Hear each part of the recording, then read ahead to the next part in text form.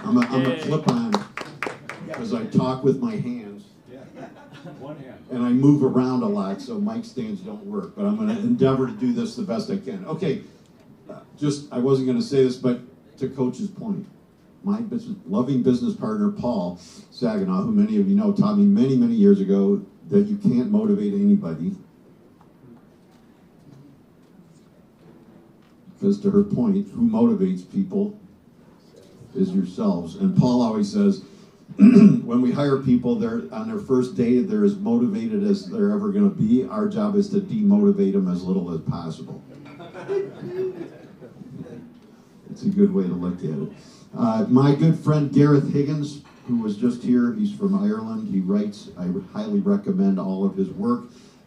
We taught a 2-day Zing Train session on stories and beliefs, which I'm not going to teach you today, but is fascinating and comes out of the beliefs book that I did and out of his work. He says that the story we tell about ourselves and our place in the world is the single most important element in determining our happiness and the kind of life we will lead. So this is a little bit of my story. It's in the new chapbook. Every once in a while, it happens. In the middle of a conversation about the struggles of leadership or the challenges of running a small business, a curious person will shift gears and ask me something along the lines of, how does it feel to be such a successful entrepreneur? I usually smile and deflect the compliment with a bit of heartfelt humility. Thank you, you're very kind. Time and mental space allowing, though, I might answer the question in a bit more depth. To be honest, I don't really think of myself as either a success or an entrepreneur. The typical response is something akin to, really? How do you think of yourself then? For years, I fumbled around for an answer. Eventually, I realized I could just tell the truth. I feel like a line cook who's doing pretty well. While Sierra puts that up there, so that's true. It took me 43 years to write it down and stop being awkward and deflecting things as I went. Okay, let's we gotta move this. I think my donation to the Roadhouse is going to be to buy a clip-on mic so I can talk. Okay. Good. I'll let you tighten it up. Okay. So this little chapbook came out a few months ago. It's the smallest thing I've ever written.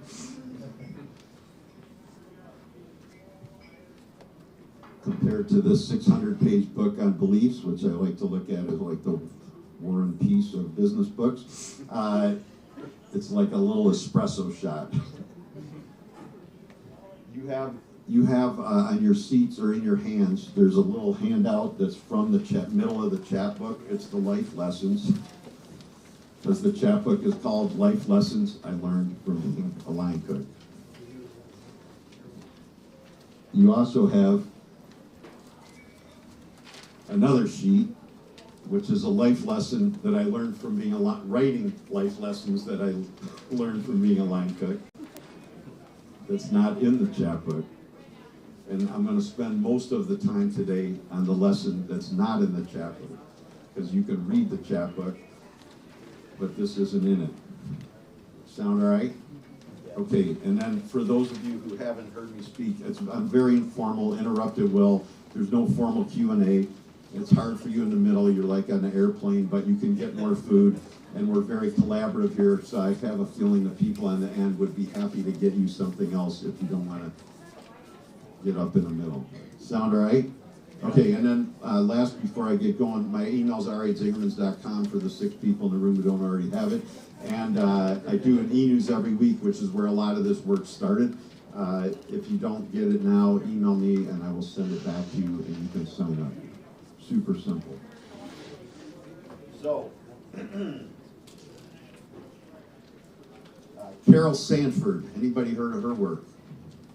So somehow I never heard of her work. I've read like, I don't know, a gazillion and a half books, and I got a gazillion and a half more piled up to read. But I never heard of Carol Sanford. She just passed away in early December at the age of 85. I've read all 6 of her books in the last 6 months, and somebody gifted me one of them last summer. She said that to know something requires us not isolating it, but rather being with it in an attitude of respect and attempted understanding.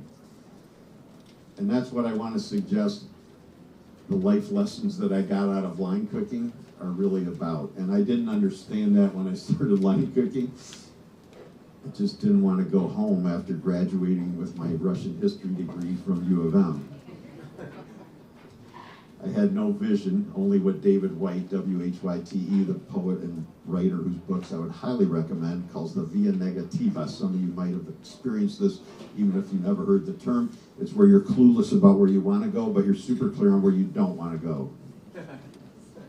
I wouldn't really recommend it as a great path to greatness, but it worked out for me. I didn't want to go home. In order to not go home, I needed a job. I'd driven a taxi part-time while I was in school. Those of you who are my age and have been around town, it was Vets, which were the blue and red ones. It was fine, but not particularly interesting. One of my college roommates was a waiter at Maud's. Some of you will remember that. I knew nothing about restaurants or business. In fact, I had pretty negative beliefs about business. At the time, I just needed a job. I grew up, as per the pamphlet on food and philosophy, which is not today's talk, I grew up on Kraft macaroni and cheese, Mrs. Paul's fish sticks, Pop-Tarts, Tang, Nestle's Quick, American Singles, Captain Crunch. Anybody else? So I was not destined to be doing what I'm doing. I have friends who grew up knowing they were going to own restaurants, knowing that they were going to cook their grandmother's recipes and bring it to the world. That ain't me. My mother really wanted me to go to med school, but I fell asleep in chemistry every morning for the first week, dropped the class, and that was the end of pre-med. Then she really wanted me to go to law school, and there's probably a few attorneys in the room I won't ask, but one of the good things of law school is you can major in anything as undergrad and still go to law school. So it didn't really matter, and it got everybody off my back while I majored in Russian history. When I got a job, my first job was at Maud's washing dishes. I tried for server, they didn't hire me. I went back. 2 weeks later, after they said they'd call, I reapplied as a busser. Once again, they interviewed me and said they'd call. Once again, they didn't. And so at the end of the month, rent was coming due. My anxiety was getting higher. I went back a third time, which we now know is called emotional resilience. And I said I would do anything, and they offered me a job washing dishes, and that's how I started. So that entree, fairly quickly, I was a pretty good dishwasher, evolved into line cooking, and so starting to line cook, little did I know, was going to change my life, and that's really what's in the chapbook. Meanwhile, my mother was very depressed about it. When do you take the LSAT? In the fall? Nobody knows. In the fall. So I think it's August. Every August or July, every year she'd start going, why don't you just take the LSAT, and then in case you want to go to law school, you'll be ready. She was very bummed out because she was really convinced that I was wasting my education. But little did she know, nor did I know, that little job cooking the line, which I took to kill time while I figured out what to do, was going to turn into the education that she wanted. And I'm not saying this because I want to make her happy, but because I think it's a life lesson that anybody could benefit from, and that I wish I had understood a long time ago, and I feel very fortunate to understand it now. It took 47 years, but here I am. I've come to really look at line cooking. For me, it's sort of like one of those little fairy doors. Not like the faux fairy doors, but like in Ireland, where fairies are a really big deal. So from afar, and for those who don't know, it just looks like a tiny little thing that seems irrelevant. But when you are willing to be humble and to go through it, there's a whole nother world on the other side. And that's what line cooking turned into for me. And my point today is not that you should be a line cook. It's that any job can make that real, whether it's softball, being a sous chef, being a lawyer, being anything. And that through what I'm going to share with you in a little bit about the idea of deep understanding, we can make something really special happen. And I'm going to suggest that right now we need that more than ever.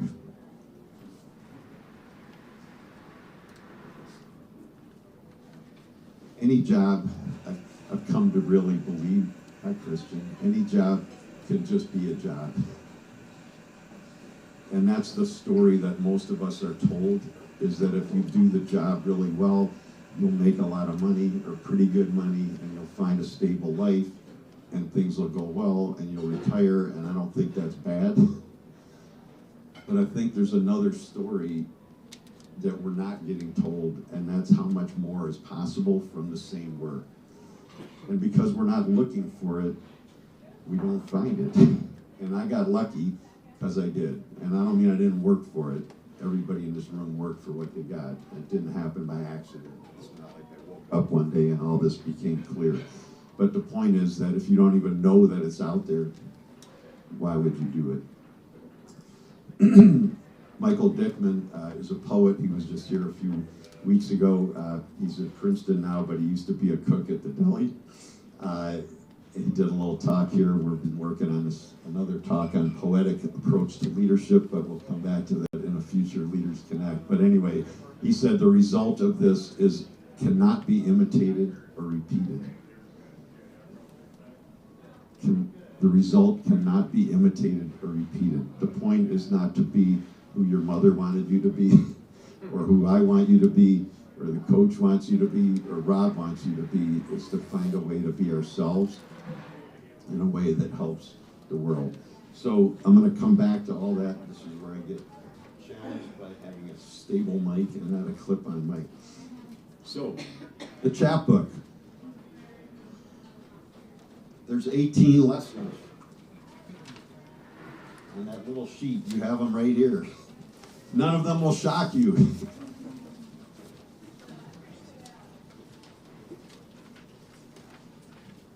But what's kind of shocking for most line cooks is that it's not just about line cooking and getting better at sauteing and salting. And that most people look at a job like line cooking as drudgery. At best, it's kind of okay and people treat you fairly well. And there are many who have high aspirations, aspire to become chefs and become famous, and I'm not saying that's bad, but you can become famous and not do this. They're not mutually exclusive either, but the point is that there's life lessons I want to suggest in everything, and I happen to get these out of studying to be a line cook, but like I said, you could get it out of being a second grade teacher. And the point is that we're looking and that we're doing the work to make these happen. So I'm happy to answer questions about any of these if you want, but I'm also happy to move into what I want to share is my understanding of understanding that I never had up until 4 or 5 months ago. So let me pause. Is this making any sense? Am I scaring you? Boring you? Okay, questions on any of these 18 life lessons? And then I'll get to the 19th secret lesson that's through the fairy door. 15, live with paradox. Yeah, 15, I'm going to repeat it. 15 is live with paradox, and the question is, what is it? So, I grew up, wanting the world to be black and white. There's a right answer and a wrong answer, but I'm going to suggest this taught me that the reality is it's almost all paradox. And cooking and restaurants, it's full of them, right? So if you come in for dinner tonight and there were 4 of you and we closed the entire restaurant and served only you, it would be a better meal. It just would. But the problem is we'd have to charge you like $3,000 a plate in order to make it work. We're all trapped, not in a bad way, we're all bounded by these paradoxes of trying to make everything better, but knowing that we're compromising at the same time. We're all, you know, I would imagine when you're coaching players, you got to let a young player play, even though you know that the other player would be better in the moment, but you'll never get to the future unless you compromise by letting the new player, the younger player, get in the game. That's true in all of our lives.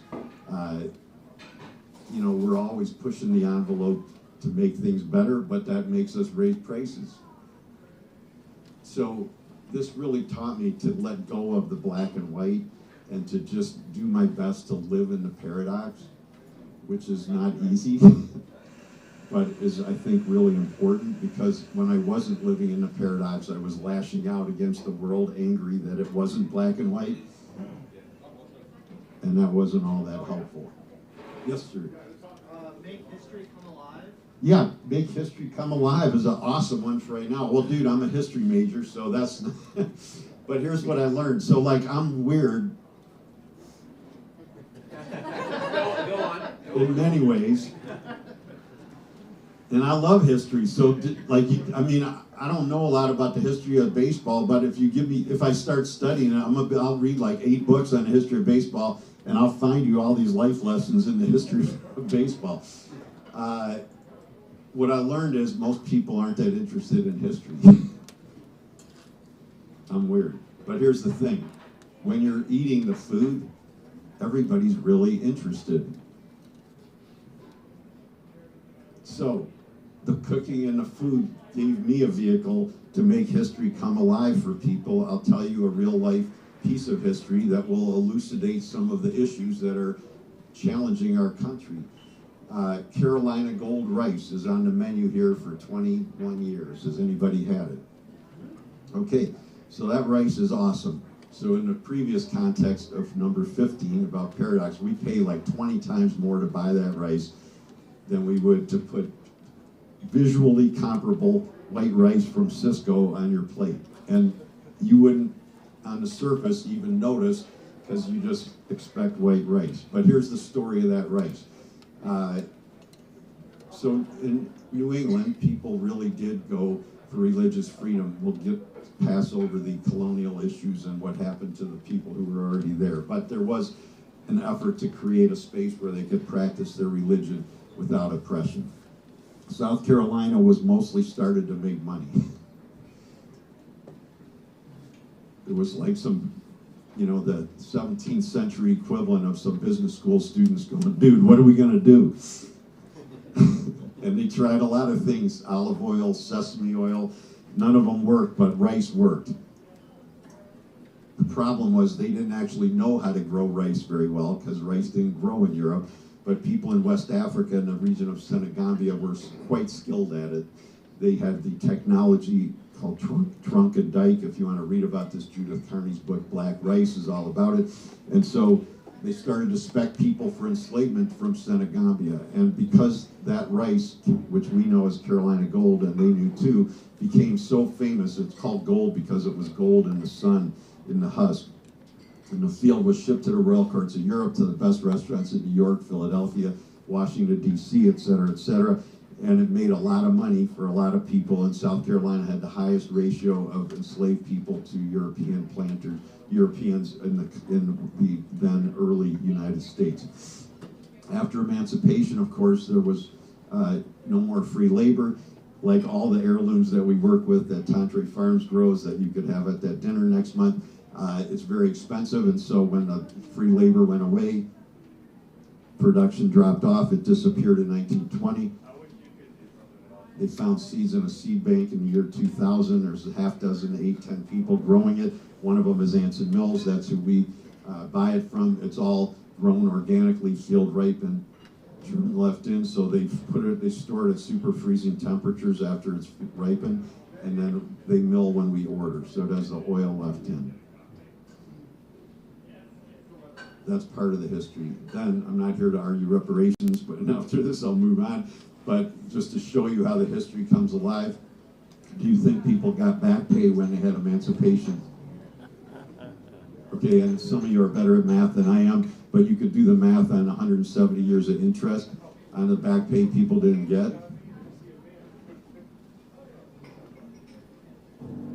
And even a history major could see there's inequity. So that's just one example, but we could go into really wild, wild rice, which is the essential food of the Ojibwe people. Every food story has all these things that come alive. And my experience is when people are eating it, they're really interested. And it's allowed me, like who's had the sweet potato fries here?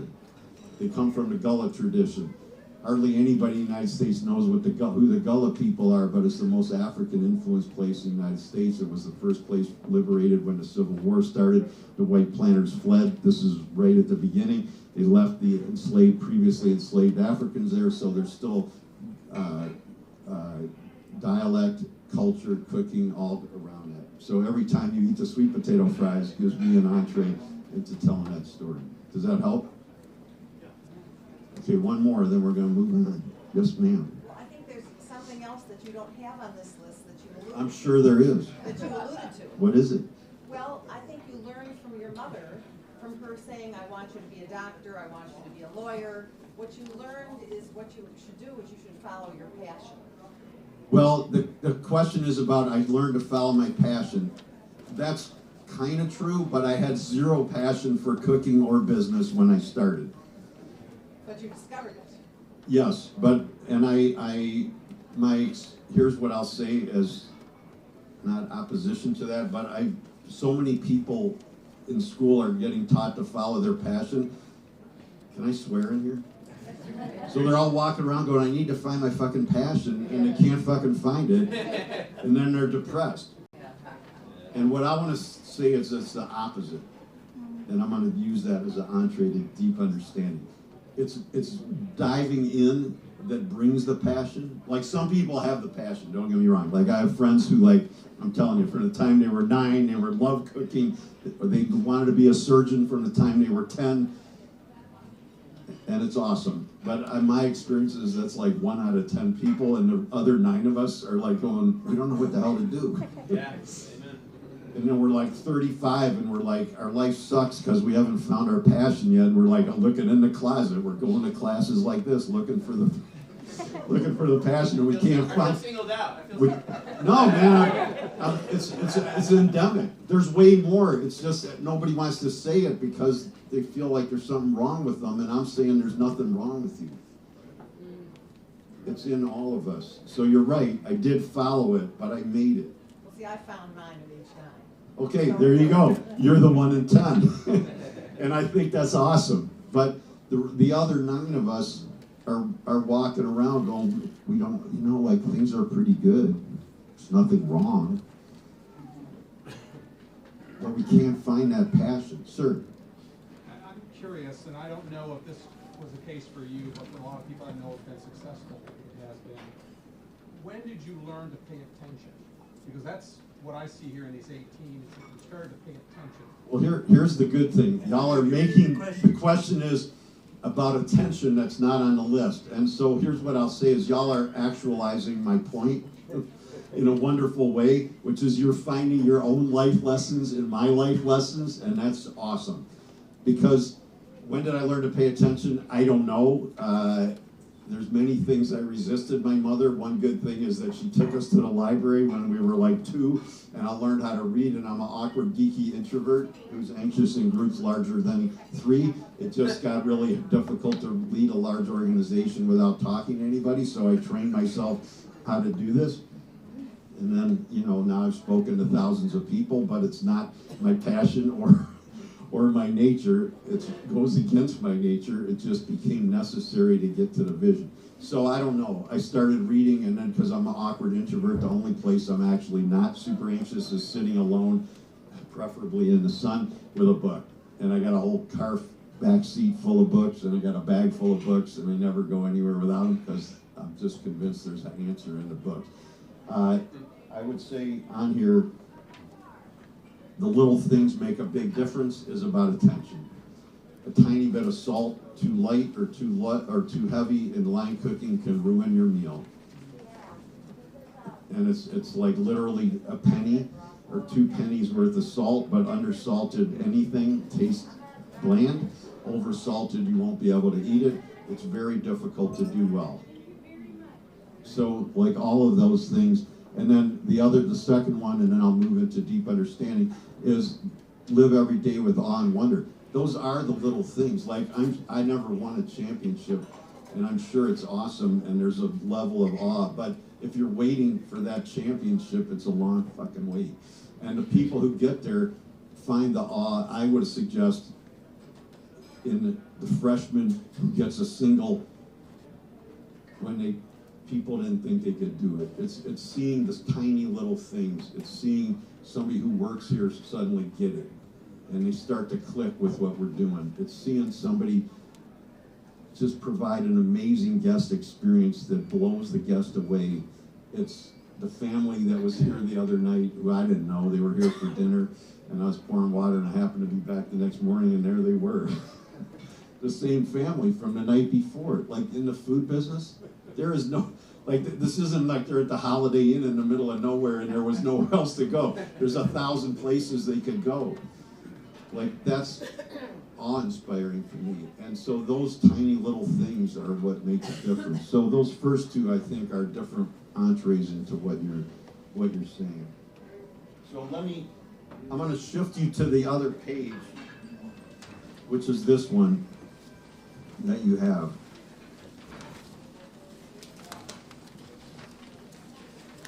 And I learned this from Carol Sanford's 5 months ago.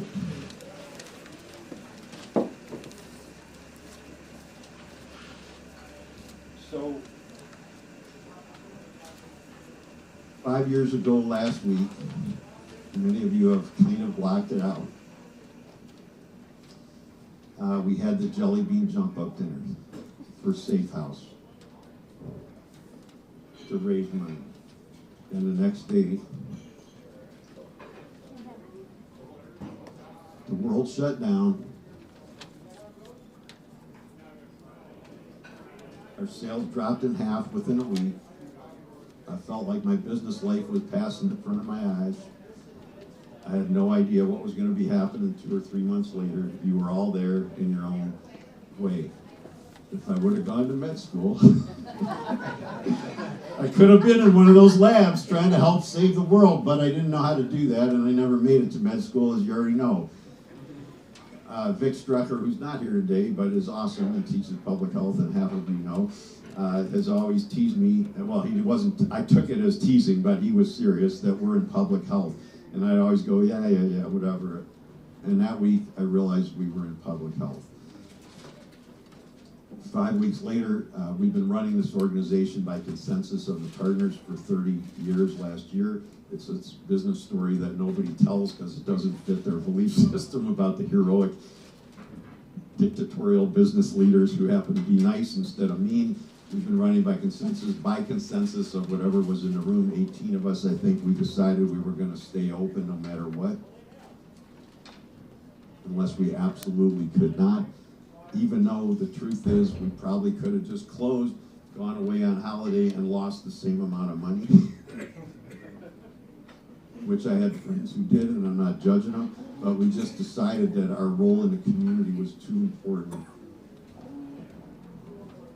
because we provided a safe space for people. And there's people who I know of now who told me later that the only human, they were whatever, older, immunocompromised, the only human contact they had was like pulling up to the drive-up window or going to the deli to get a pickup order for 2 years. I'm going to suggest, without trying to be super controversial, that we're in a new pandemic right now. Spiritual pandemic. And I'm going to suggest that we have the same role to play, which is I didn't go to law school. So I'm not in court, and I don't know how to draw up all those appeals for restraining orders or whatever all that stuff is. But I know how to create, hopefully, an imperfect organization that creates a safe space for people where good ideas can emerge. Timothy Snyder is a historian, so one of the ways to bring history alive is that leadership in countries is the same as leadership in companies. people don't connect it, but it's exactly the same. And the Vladimir Putin model of leadership is not uncommon in companies. And people think it's two different things, but it's not. It's just a bigger scale with people aren't dying or getting in prison, but they're still getting treated in much the same way. Timothy Snyder is a historian that has done what I'm going to suggest is deep understanding. He's at Yale. He's a historian of Ukraine, but because he spent his entire life studying autocracy, he's better able to understand what's going on than most people in the U.S. who haven't studied it, have thankfully never lived in it.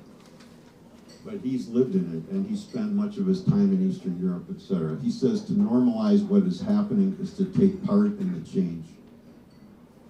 For a writer, normalization means pretending that the same concepts that once applied still do apply. When we do that, we destroy the concept. For an unfamiliar politics, we will need experimentation. And I think that's true. And I'm going to suggest that this idea of deep understanding is an entree, a fairy door into that experimentation. I don't know what you'll find. I don't have the answers. I'm just trying to do a good job and provide a dignity-based place for people to be. But Carol Sanford taught me about this idea of deep understanding. She said, you know, basically, like, you could be a really good line cook, you could be a great line cook, but that's not deep understanding. That's understanding. You could be a great lawyer, you could be a great teacher, and there's nothing wrong with that at all. It's not a criticism, but there's more behind the fairy door if we go through it that we're not told to even look for. And I just want to open that door to say there's more out there, and that's what I found. I found the passion, but I wasn't really looking for it. It's just doing the work, paying attention, and all the life lessons that are on there. Carol Sanford said, to understand anything requires an inner shift, a willingness to immerse ourselves in experience, allowing whatever we are studying, whether it's line cooking or softball, to fully enter our awareness, to become illuminated by reflection and therefore change us. To understand anything requires an inner shift, a willingness to immerse ourselves in experience, allowing whatever we are studying to fully enter our awareness, become illuminated by reflection, and thereby change us. I am changed by this work. It didn't happen in a day. I didn't even know it was happening. But it's from doing the things that are on there, on that little chapbook list that you have. Is this making any sense? Okay, so part of what I've learned to do over the years is to take other people's ideas and not copy them, because that's the antithesis of this, but to create new understanding from what I learned from them. I like to give credit because I didn't make things up. It's just what Stash Kazmierski, who some of you knew, who taught us the visioning and changed our lives, and that's a whole nother class. He taught us to adapt, not adopt. So my point of these life lessons is not to tell you, dude, just go follow those 18 life lessons and it's going to be fine. My point is the inverse. Find your own life lessons. They'll not be dissimilar. We all kind of share values or we wouldn't be in this room together. But the point is, it's for you to discover, not for me to tell you or your mother to tell you or anybody else. There's no expert in you except you. That's my lesson. So here's what I want to suggest. When we go beyond just understanding and being good at what we do, we get to deep understanding. And the four things that are on this other page are what I believe happens when we get there. We take an existing area of knowledge, a magazine, teaching, writing, it doesn't matter, it's in everything, banking. So we're working in, we didn't make up the field, like I didn't invent line cooking. There's I don't know how many millions of line cooks in the United States. But we take an existing area of knowledge and we adapt it, connect it with new learnings to make something new. So it's not like we invented the field, like you didn't invent teaching third grade. But there's a way to take teaching third grade and take it to a new place that's on the other side of that fairy door. And it's by connecting things that aren't otherwise connected. It's by adapting it into new formats, etc., to make something special. I'm going to suggest Timothy Snyder, if you study his work, has done that, because he could just be in a classroom teaching the history of Ukraine, but instead, if you watch the news, he's become one of the most, I think, insightful commentators on the current situation in the world.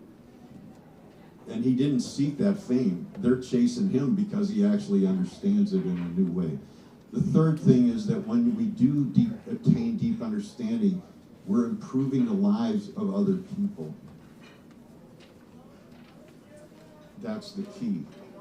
And so I didn't do this alone. This is me and Paul and thousands of people that have made, including you, that have made Zingerman's what it is. However, it would be disingenuous to pretend that what I learned has not contributed to that in some way. So what you're experiencing in our organization, which there's none like in the whole world. I'm not saying it's better, just saying there's none like it in the whole world, came out of, in hindsight, what I didn't understand, but now I do, is deep understanding. And a whole lot of lives, clearly, imperfectly, we mess up daily, have been made better because of that work. Okay? And then the fourth thing, which is what you're asking, is you become yourself in a meaningfully positive way that you wouldn't have without that deep understanding. I didn't understand any of this when I started cooking the line, dude. I just wanted to not overcook the burgers and figure out how to clean the grill good so they didn't yell at me. But my belief is that any field of work has the opportunity to create this. You got to look for it. I'm going to pause. I was thinking, Bob, I was going to give them 5 minutes to talk in pairs or trios and just reflect on what this means. Yeah, I like that. And then I'm going to have them come back and finish my stuff. Yeah, you should do it. Yeah, that's great. Okay, there you go. Rob gave me the thumbs up. So I'm going to suggest, I've just put a lot out there. You might hate it, you might be intrigued, you might be confused. I don't really know. But take a few minutes, connect with the person near you. If you don't like talking to the one you came with because you're related to them, you could turn around and talk to a different person because you might be an introvert like me and you're more comfortable talking to people you'll never see again. Or you might be like, no, I came with my best friend and I really want to talk to them. I don't really care who you talk to, but 2s or 3s, and I'll give you 5, 6 minutes, see what you come up with. And then we'll go to questions and more info. Sound all right? Okay.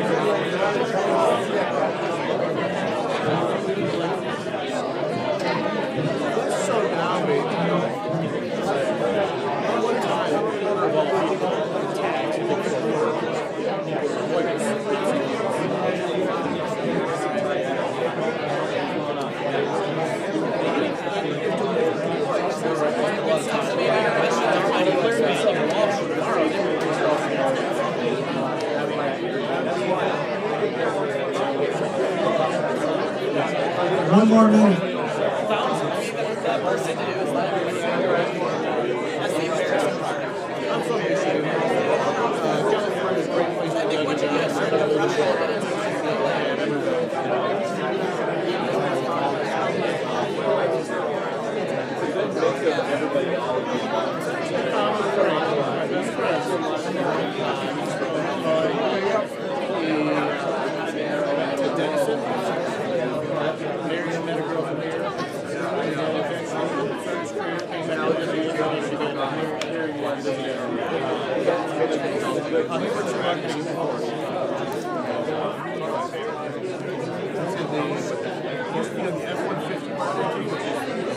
I'll bring you back and you want another minute.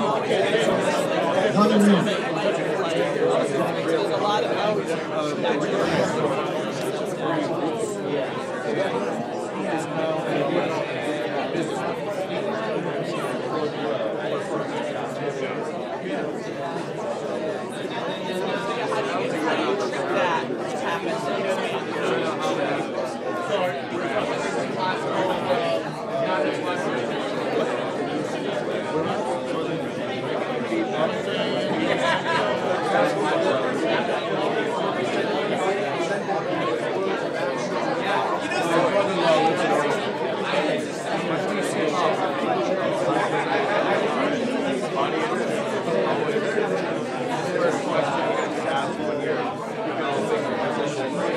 Can I bring you back?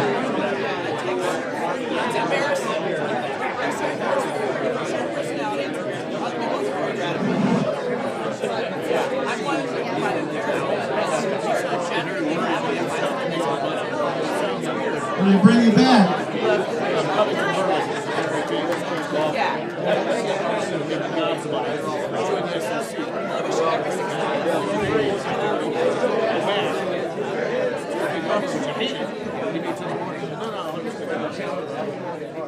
So it's another talk, but I wrote a whole book on beliefs, and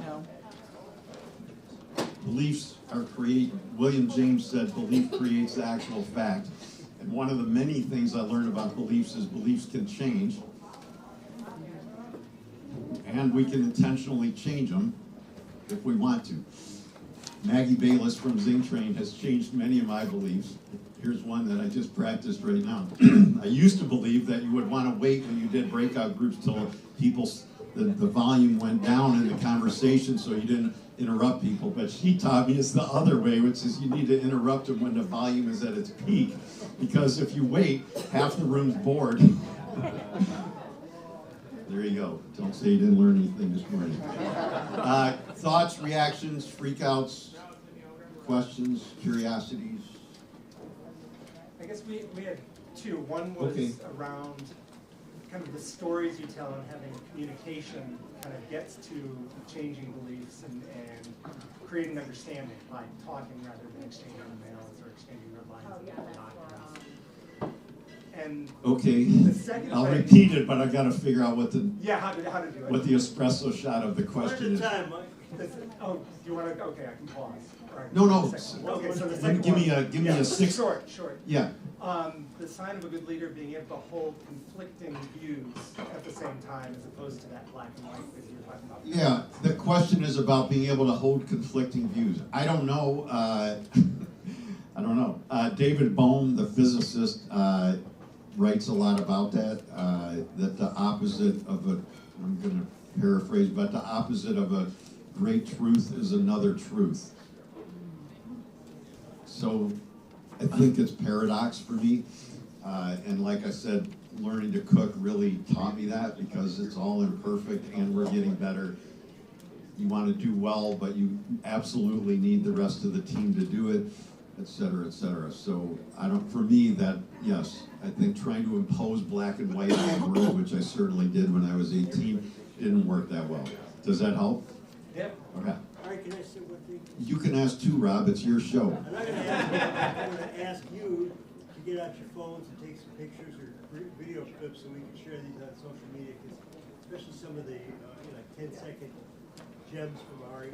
So you go into the next one, 10 seconds of gems. The pressure's on now. So please, Yes. feel free. Something that we talked about was listening. Yeah. And the reality is, people in school when they're little are never taught how to listen. People hear, but they don't listen. And very often it doesn't happen until graduate school or until you're in a company that actually offers instruction on that. Or never. It's one thing to hear and it's another thing to listen. And listening is the ability that really enables you to work with others and respond in a meaningful way. Yes, it was a very good promotion for listening. I couldn't agree more. I grew up in a family where nobody listened. Everybody talked at the same time.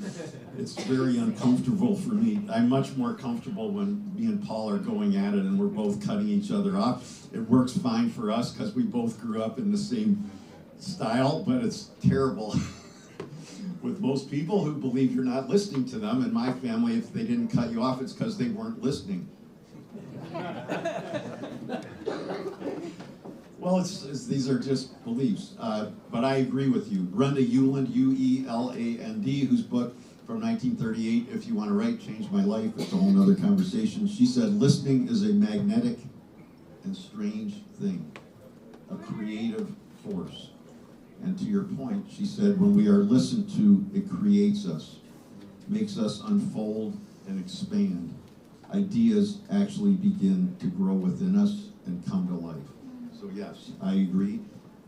I'm always working on it. I'll never get to where I really want to go, but I'm trying. Sir. And that is a great segue to what we spent time talking about, is it never, number 18, Yeah. It's never done. Yeah. It never ends. Once Yeah. you reach that, and Coach had a great, It's just not, nothing's finite. yeah. Yeah. Where you get to the championship, now what? You know, how do you grow? Not about Well, they know. It's not about the Yeah. championship. Yeah, yeah.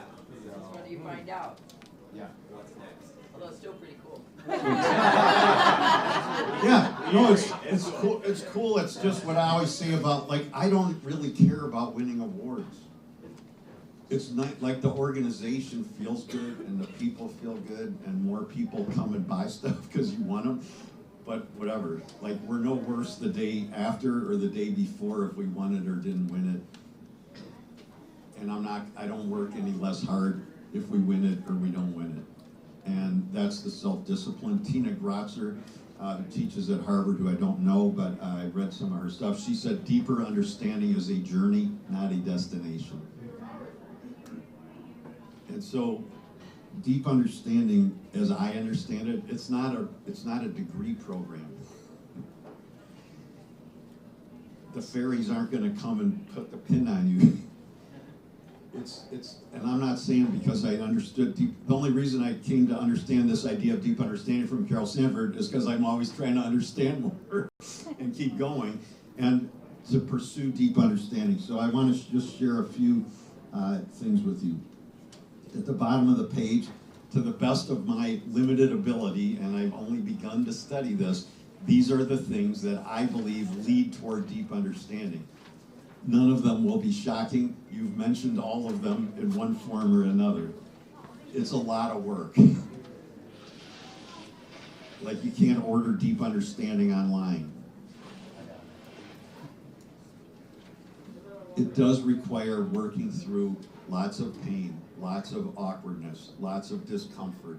Everybody in this room is old enough to have done that. There's more coming. That's one of the things that we touched on, is there is suffering in this. Absolutely. It's different than finding passion. There's suffering in all of this, absolutely. And when we're taught that that's bad or you're a failure because you're feeling it, that's not helpful.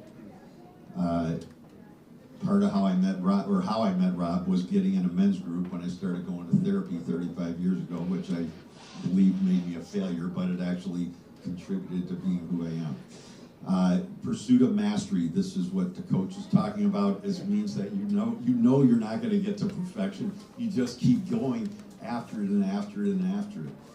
Humility, you got to be humble to know that there's more to learn, and you need to be curious. None of these are shocking. Perseverance or emotional resilience, of course.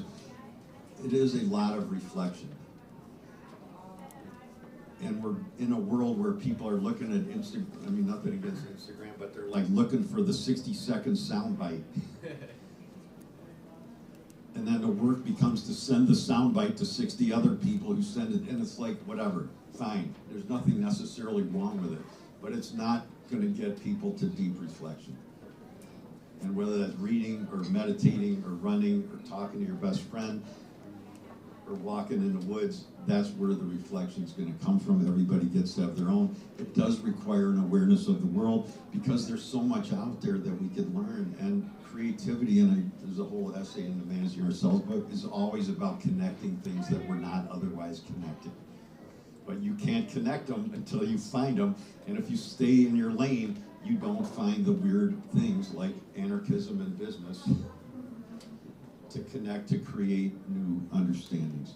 And then, as Stash Kazimierski taught us, it's always adapting, not adopting. This is not finding your role model and doing what they do. It's learning from everybody to create your own understanding and your own life. The challenge as I have come to perceive it, of deep understanding, is that it's really, in a way, about obliquity, which comes, I learned from John Kay's book called Obliquity. And what obliquity means is, if you pursue deep understanding directly, you'll never get there. Huh? So if you leave here going, dude, I got it, I'm going to get deep understanding, I'm going to have it done by Christmas next year, it won't happen. I didn't try to do this. It's doing these things and being open to the understandings when they come. A couple things and I'll finish up. I don't know if anybody knows this book. Blue Dog. You know about the Blue Dog? So I was gifted this. No, never seen that before. I was gifted this by one of our veterinarians. And we have a lot of dogs at our house. My significant other farms, but took up dog rescue. Anyway, I never heard of it either, but it's actually quite famous. So it's the work of a painter whose name was George Rodriguez, who's a Cajun from Louisiana, who passed away a number of years ago. But he had a dog. So Jelly Bean Jump Up is named after my dog, Jelly Bean, who lived to be 17. And when she died in May of 2015, we wanted to do something in her memory, and we lived near a safe house, and they would see me running with her every day, and it just seemed like a good thing to do. His dog was named Tiffany. And when Tiffany died, as I experienced when Jelly Bean died, it's a big loss, man. And I'm not judging, like, in total honesty, it was harder for me when Jelly Bean died than when my mom died, because I talked to my mom once a week. I don't mean it wasn't hard, but like, those of you who have a dog, it's like they're there every day. You go home and it's so quiet. And that's what he went through. And this story of the Blue Dog is about him trying to deal with the emotion and the pain of all of that. And as I was working on deep understanding, I'm like, this story is deep understanding. Because I'm not not going to tell you the whole story, really, but he spent years trying to paint, because he was a painter, through the pain. And he kept trying these different things, and none of them really worked. And what happened is, eventually, is that he was painting these yellow eyes on the blue dog, and that people would see the yellow eyes in the galleries. They were drawn to the eyes, and they liked, just something resonated, and they found themselves through looking at these eyes. And so, on the back of the book, and it's in the book, but it says, to find her, this is about the blue dog, to find her, you must lose her. The blue dog knows the way. It's another version of the fairy door. Like, it's out there, but it took him years of struggle to arrive at that.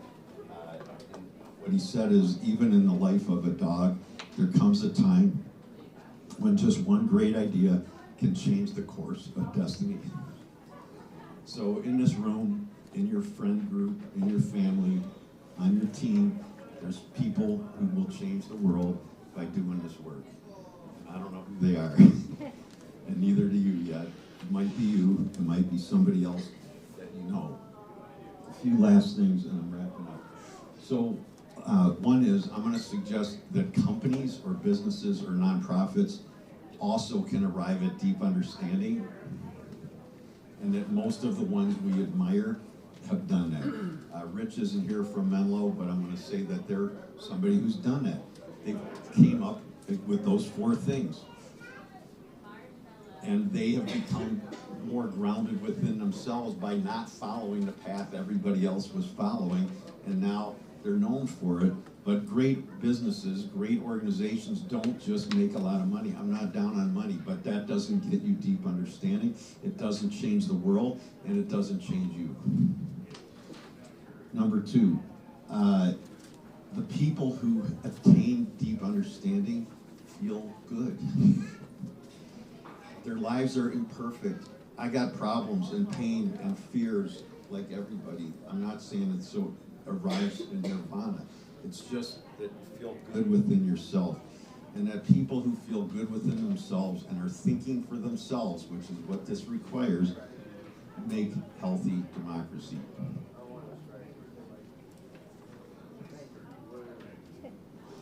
We've been raised to follow the leader and do what we're told, or rebel once in a while, and neither of those creates healthy democracy. And this is what I studied in school. So it all comes full circle. So if we want democracy, we need to do this kind of work, because people who are doing this kind of work are trying to make great things happen. They feel better about themselves, and they're contributing to the people around them. I want to just add that I have also come to believe, if I can find the last sheet, that there's something that you could call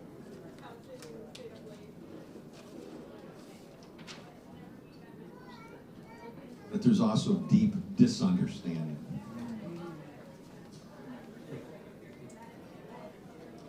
And that absence of deep understanding does not cause the heart to grow fonder.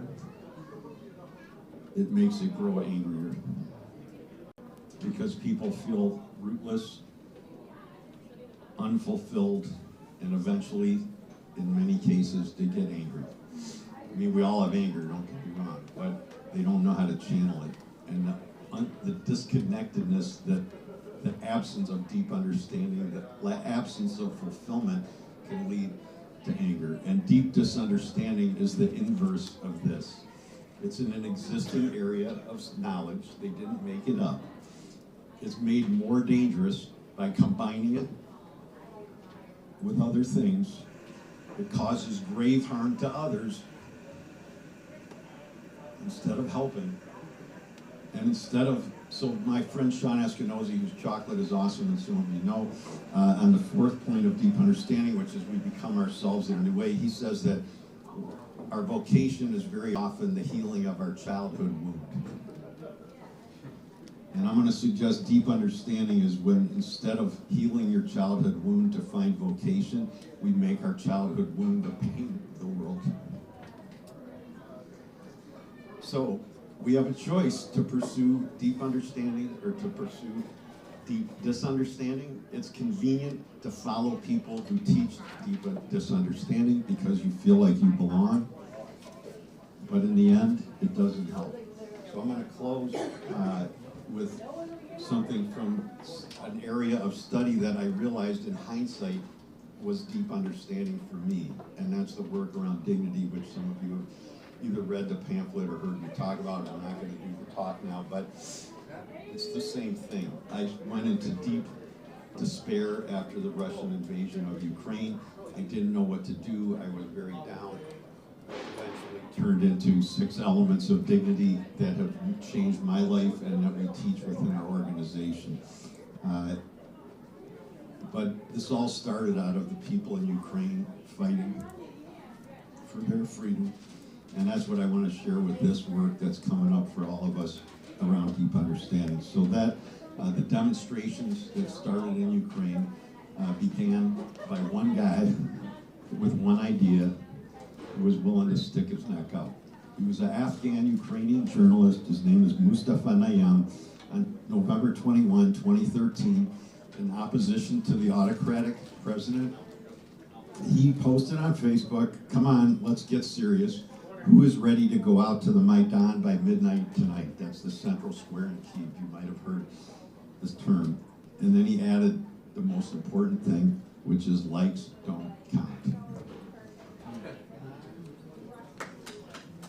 So last weekend in Belgrade, in Serbia, 350,000 people demonstrated in a country of 6 million. They got nothing we don't have, so we can do it too, to get to where we need to be. The last thing is a quote from a woman who, Marcy Shore, the historian of Eastern Europe, interviewed the people who were on the Maidan, demonstrating every night for 4 months before the president fled to Russia. It's a woman whose name only has her first name, Anastasia. She said, "Everyone needs to decide. It is necessary to believe, and it is necessary to act." Today, it seems to me a time of responsibility for every person concretely. Every person is responsible for our future. Everyone. Everyone needs to decide. So thank you for doing what you do, and thank you for the chance to be here with you.